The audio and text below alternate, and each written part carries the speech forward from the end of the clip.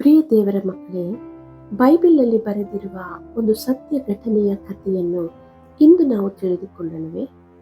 ಸಾವಿರಾರು ವರ್ಷಗಳ ಹಿಂದೆ ಸುಂದರವಾದ ಸೊದೋಮು ಗೊಮೊರ ಎನ್ನುವ ಪಟ್ಟಣವೂ ಇತ್ತು. ಅಲ್ಲಿಯ ಜನರು ದುಷ್ಟರು, ಪಾಪಿಗಳೂ ಆಗಿದ್ದರು.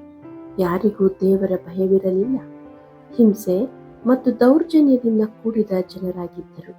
ಅವರ ಮಧ್ಯದಲ್ಲಿ ನೀತಿವಂತನಾದ ಲೋಟನು ಎಂಬ ಹೆಸರುಳ್ಳ ಒಬ್ಬ ವ್ಯಕ್ತಿಯು ಜೀವಿಸುತ್ತಿದ್ದನು.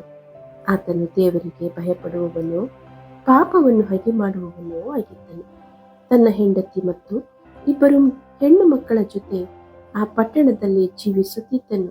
ಸೊದೋಮ ಗೊಮೊರದ ಪಾಪವು ದಿನದಿಂದ ದಿನಕ್ಕೆ ಹೆಚ್ಚಾದಾಗ ದೇವರು ಆ ಪಟ್ಟಣವನ್ನು, ಅಲ್ಲಿರುವ ಜನರನ್ನು ಶಿಕ್ಷಿಸಲು ತೀರ್ಮಾನಿಸಿದನು.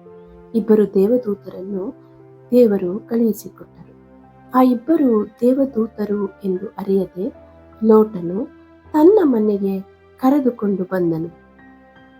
ಆದರೆ ಆ ರಾತ್ರಿ ಪಟ್ಟಣದ ಮನುಷ್ಯರೆಲ್ಲರೂ ಲೋಟನ ಮನೆಯಲ್ಲಿ ಉಳಿದಿದ್ದ ಆ ದೇವದೂತರಿಗೆ ಹಾನಿ ಮಾಡಲು ಹೊರಗೆ ಹೊಂಚು ಹಾಕುತ್ತಿದ್ದರು. ದೇವರು ಆ ನಗರಗಳನ್ನು ಬೆಂಕಿ ಮತ್ತು ಗಂಧಕದಿಂದ ನಾಶ ಮಾಡಬೇಕೆಂದು ತೀರ್ಮಾನ ಮಾಡಿದ್ದನು. ಆದರೆ ನೀತಿವಂತನಾದ ಲೋಟನನ್ನು, ಅವನ ಕುಟುಂಬವನ್ನು ರಕ್ಷಿಸಲು ದೇವದೂತರು ಅವರನ್ನು ನಗರದಿಂದ ಹೊರಗಡೆ ಕರೆತಂದರು. ಅವರನ್ನು ಹೊರಗೆ ತಂದ ಮೇಲೆ ದೇವದೂತರು ಲೋಟನಿಗೆ, ನಿಮ್ಮ ಪ್ರಾಣಕ್ಕೋಸ್ಕರ ತಪ್ಪಿಸಿಕೊಳ್ಳಿರಿ, ನಿಮ್ಮ ಹಿಂದೆ ತಿರುಗಿ ನೋಡಬೇಡಿರಿ ಎಂಬುದಾಗಿ ಹೇಳಿದರು. ಬೆಳಿಗ್ಗೆ ಸೂರ್ಯನು ಉದಯಿಸಿದಾಗ ದೇವರು ಸೊದೋಮ್ ಮತ್ತು ಗೊಮೊರದ ಮೇಲೆ ಗಂಧಕವನ್ನು, ಬೆಂಕಿಯನ್ನು ಆಕಾಶದಿಂದ ಸುರಿಸಿದನು.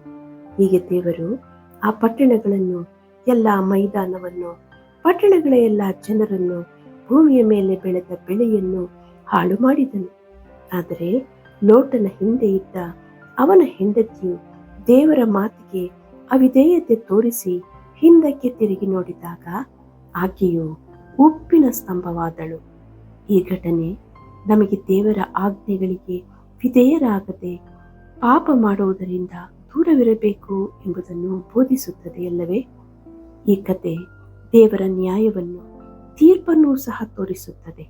ಅದೇ ಸಮಯದಲ್ಲಿ ನೀತಿವಂತನಾದ ಲೋಟನ ಮೇಲೆ ದೇವರು ತೋರಿಸಿದ ಕರುಣೆಯನ್ನು ನಮಗೆ ತಿಳಿಸಿಕೊಡುತ್ತದೆ. ಈ ಘಟನೆ ಮಾನವರಿಗೆ ಎಚ್ಚರಿಕೆಯನ್ನು ನೀಡುವಂಥದ್ದಾಗಿದೆ.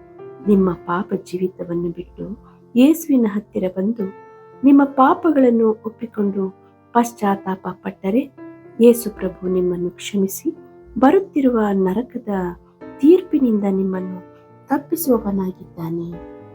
ಆಮೇನ್.